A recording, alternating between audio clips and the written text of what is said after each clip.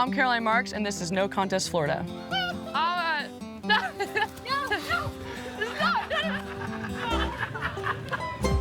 While Florida isn't known as an international surf destination, since the 1960s, the state has produced hundreds and hundreds of world-class surfers, photographers, filmmakers, shapers, and board builders, who are all relentlessly driven to surf regardless of conditions. That hunger has helped shape more world champions and win more world titles than anywhere else in the world. All the world champions from Florida, obviously Kelly Slater is #1, Lisa Andersen, CJ Hobgood, Frieda Zamba, just Quintal, myself. Maybe there's something in the water, something in the food over here. It just produces good athletes. So why has Florida produced such a ridiculous amount of talent?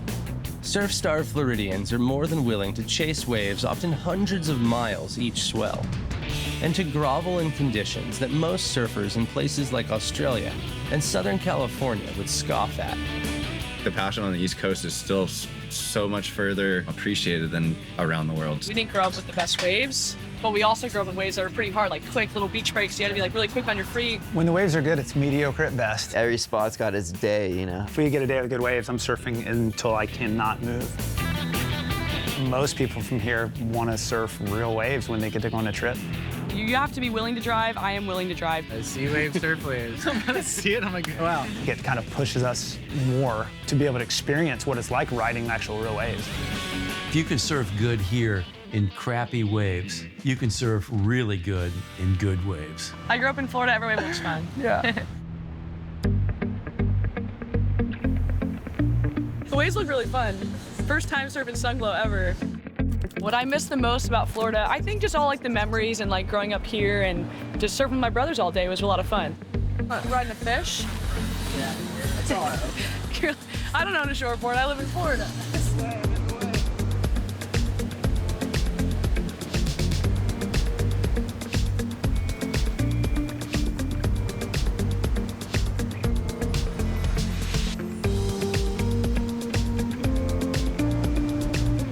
How did you get here? Where am I? Why is everyone out of my spot? Oh, get out of here. How fun is it? Oh, it's really fun. You going out? Yeah, we're out. Okay.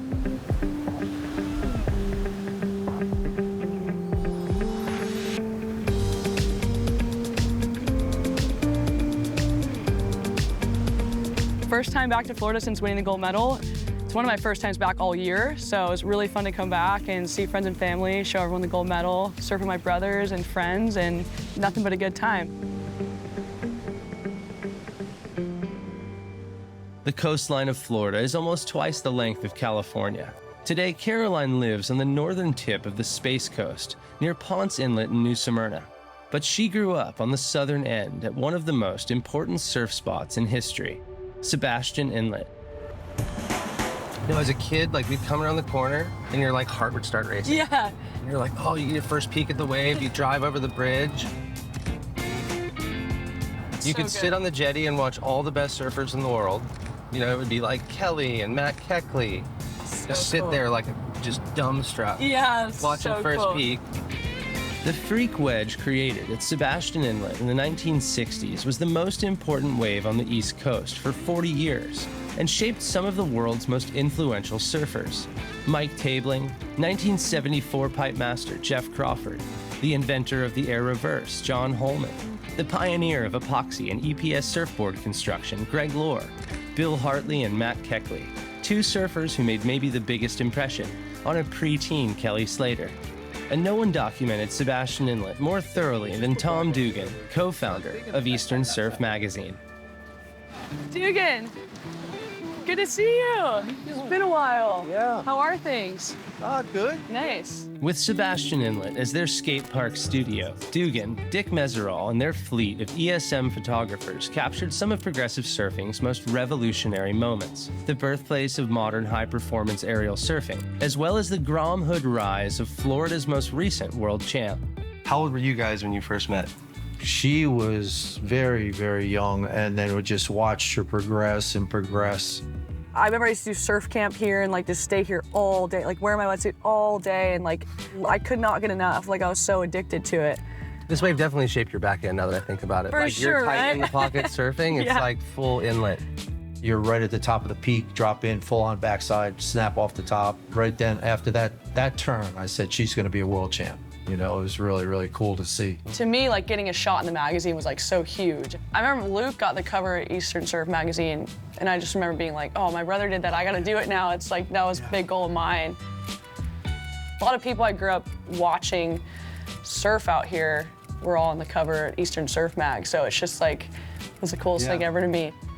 Lisa was probably like my biggest inspiration. I mean, she still is, you know, Lisa's like such a legend. Frieda Zamba. Back in the day, there was quite an east and west thing going on, and I think that now has disappeared because they finally realized, like, well, there's pretty good surfers over there on the East Coast. Yeah. You know, we have more world championships than anywhere in the world. Hello, you know. Yeah. What's like your most memorable photo you've ever taken out here? Well, the one that first comes to mind is obviously the one of Kelly Slater's that they made the statue out of. It was cut back. He was doing a Sebastian Inlet. The famous Kelly shot, I just feel like that's like the most iconic shot ever. They made a miniature of it from your photo. That was my payment for letting them use the photo. This one here of Kelly Slater was a little kid at the Lighthouse in Hatteras.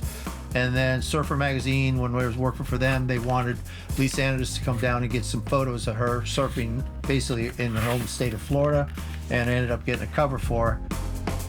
I feel like that Kelly slash that they made the statue into and that shot of Lisa are the most iconic photos of the 90s of the East Coast, for sure. Well, So thank classic. you for doing this, Dugan, man. It was so cool to be able to talk to you about Yeah, that it's been period. fun. It's great seeing Caroline again, too. It's been a while. Yeah, it's been a while. Here in Florida, there's like a lot of variety of things to do. First stop, get breakfast at Surfinista. It's one of my favorite cafes in town. Dugan photo. Then head over to Catalyst, which is like right down the road. Wow, I can spend hours in here. Go see Mike Riola, get yourself a nice Mayhem or whatever board of your choice. Yeah, I'd say for Florida, you want a little bit more foam. Foam is your friend. It's all like wide in the nose and the board is really short, so you can just like fit in the pocket, get a lot of speed through the flat spots. A little 5'3" round nose fish. I'll be copying my brother. Monkey see, monkey do. That's what I did my whole life. Oh, that looks so good. Let's do it. Thank you to Matt Violas and Mike Riola. Thank you both. Go for a surf and then head over to Ron John to check out the surf museum. Wow, this is sick right here.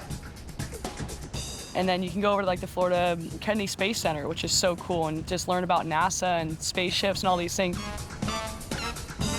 It's so big. That's crazy. Tons of riding in Florida and nothing but fun. Whoa. Falcon 90, resupplying the International Space Station, and they launch these like 3 or 4 times a week. On the northern edge of the Space Coast, this is today's East Coast high-performance hub, the talent-rich surf communities of New Smyrna and Ponce Inlet. For visitors, these are the 2 most consistent waves, maybe, on the entire East Coast. And no one knows these waterways better than Daniel Glenn.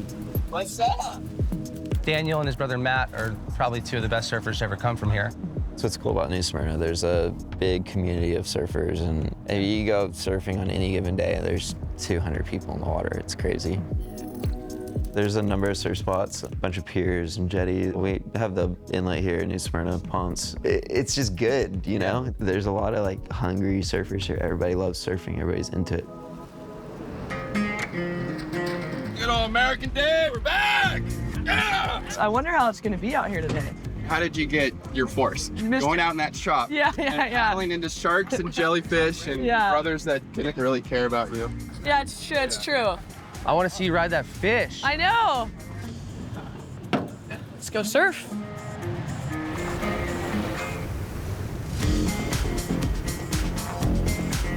So you have to duck dive about 200 waves to get out, but it's fun. This is Ponce Inlet, world famous. Pretty the most consistent place you can be.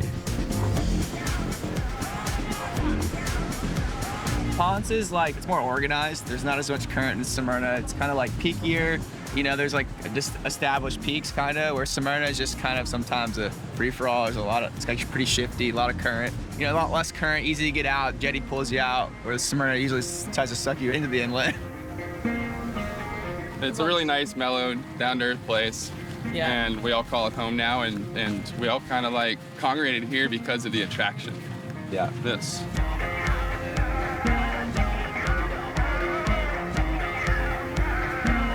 Starving to surf sea wave, surf wave. I'm gonna see it, I'm gonna go out.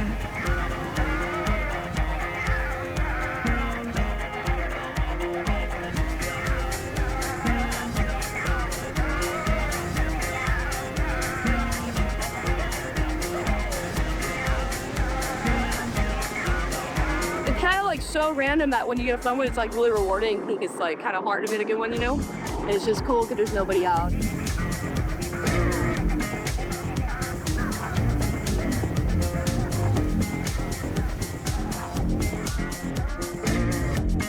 Tarpon just rolling through the lineup by the dozens. Yeah. I thought it was a shark. There had to be multiple sharks. Thanks for getting us out here. Heck We yeah. wouldn't be here if it wasn't for you. Oh, it's fun. That's all. Thanks for it's all surfing together. with me. Epic homecoming. Would have been me and the tarpon out there if it wasn't for you guys, so thank you. Just you and Luke. We're heading down the beach right now. One of the unique things about Florida is around New Smyrna and Ponce Inlet, you can drive for about 17 miles on white sand beaches. And we're about to head to New Smyrna Inlet to meet up with Eric Geiselman, the foil lord of New Smyrna.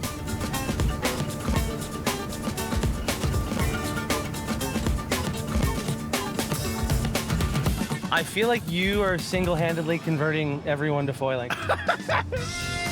New Smyrna is a classic small Florida town, and Eric and Caroline recommend a few favorite locally owned institutions that support the local surf community. If you ever make it this way to New Smyrna, you gotta come hit up my dad's shop. Come on in. Order a surfboard. He doesn't even foil, so it's so funny trying to say what I want, put it through his hands, and then that pops out. Check out the local shops. Red Dog, buy you some Foo Wax. They're the only guys that got the sticky icky. So after a long day of surfing, one of my favorite things to do here in Florida is getting a nice cocktail and watching the sunset over at Beachside Tavern. Nothing better than surfing all day and then having a cocktail and watching a beautiful sunset. My favorite restaurant's in New Smyrna Beach, Dugan Pokey. So I'm gonna get one of his Two Pats Island Bowls. He's a legendary surf photographer and character from around here. Very cool. Two Pat's got a special poke sauce there, and it's really yummy. Go to Clancy's Cantina, get a margarita.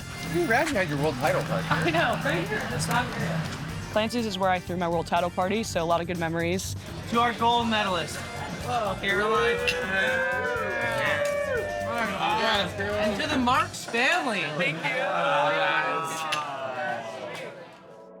Across I-4, past Florida's fabled theme parks, an hour south of where Shea and Cory grew up in Indian Rocks Beach, is my hometown of Nokomis, Florida, and the Venice Inlet's north and south jetty, the Gulf's most consistent year-round waves. So this is home sweet home. My dad moved down here in the 80s and was part of this like cool little surf community that sort of all settled down here and had families. So yeah, these little barrier islands, they're basically just big sandbars. It's so beautiful down here. You understand why people are willing to risk, you know, their house getting washed away. I always tell people that if there was waves here, I would have never left. Welcome to North Jetty. We're on the north side of the Venice Inlet. This is my home break. This is where I'm a local. This is an average day on the Gulf Coast, like languid, deadpan flat. We would sit and we would mind surf the little shore break. You know, growing up in a place where there's not waves, the old saying, hunger is the best sauce, definitely rings true. If you grew up on the Gulf Coast, you were hungry to travel, you were hungry to work, you were hungry to like make shit happen. During the winter, we get cold fronts that come across the Gulf and give us north wind swells, and that's when we're surfing South Jetty. During the summer and the early fall, it's hurricane season, and storms come up out of the Caribbean and into the Gulf, and this is probably the premier wave on the Gulf Coast, North Jetty. There'll be a perfect little A-frame wedge that pinwheels off the jetty and goes for a couple hundred yards. Waiting for waves that were on their way from a late-season tropical system, I wanted to meet up with a few of the Sarasota surf scene's most important characters. What up, Jakey? How are you doing, my friend? It's nice to be home. Welcome home, brother. If you're a surfer on the Gulf Coast, can you explain like how you have to be multifaceted? Yeah, to stay sane, you certainly have to. Like, as you know, like traveling was a big part of surf culture here. You have to travel. Even for myself, like growing up, like we always skated and we're into music and stuff like that. And I grew up fly fishing and stuff, so. Just the community that's built around those disciplines, I feel like it like all sort of creates like this little nucleus of people that are doing stuff together all the time. And you have to have that passion for other stuff. I mean, I would go sane if I didn't have a hobby that I loved that I could do here. Sick.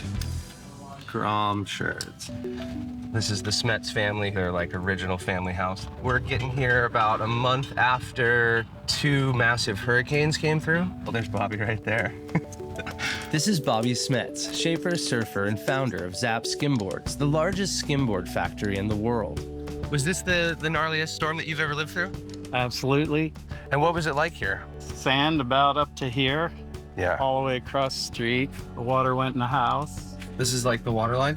What's it like running a family business on the Gulf Coast? When people are like, how do people live with hurricanes, you know? We kind of grew roots here, so this is where we are. It's crazy.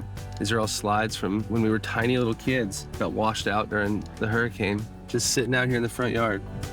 Over the years, Bobby has kept a healthy population of the local surfers employed, building boards at the local factory. You know, there's like a surf industry here. It was Juan and me, and I think that was it. I was gonna say, it's Juan and you. Yeah. So we're heading in to see the guru of the Silver Fox, Juan Rodriguez. This is One World Surf Designs. How you doing, man? It's been like forever. You've been here before. I've been here before. I know. I remember waking up in the morning so excited for my dad to drive me up here to drop me off to do ding repair and to sit and watch you shape boards and to hear stories and to see which boards came in for you to restore. So I don't feel like I really appreciated it at the time, being growing up and seeing all your fins. But having traveled the world and seen every surfboard factory, you have to have the most authoritative collection of fin templates on the planet. Who would have more? I don't know if there's another fool out there that would. Now I have way over 400 fin templates. I was making a lot of fins for all the old guys. Donald Takayama, Hobie, Harbor, Weber, Greek, Gordy, Bing, Jacobs. I've made fins for Wayne Lynch, for Phil Edwards, Simon Andersen, Mick Fanning, Jerry Lopez. I've always been kind of into surfboard fins when I was young. You see a car driving down the road with surfboards stacked on the roof. And you could look at the fins and kind of tell where these guys lived. Because Hobie had a certain shaped fin. Surfboards Hawaii had a certain shaped fin. Jacobs had a certain shaped fin. Okay, this fin, the Yater Spoon, 64 pattern. I got it. It's like a car year model. That if someone like you didn't capture this, people would never understand the difference or the granular details. I'm from the Gulf of Mexico, making fins for the best surfers in the world. Hey, Ashton, listen, man. It's been good seeing you again. It's been years. I owe this guy everything right here. From day one. And where's the check? The first person I ever saw surf a wave. And he's done that for a lot of people. It's like shown them the path to real, true surfing. Caroline and I are so lucky to have been shaped by this state and the dedicated diehard surf communities all along the Florida peninsula. Doesn't it look awesome? As tight-knit as ever, Florida will continue to produce radical talent, and I'm excited to see the next generation ready to pick up the flag and carry it proudly. Thanks for watching No Contest Florida.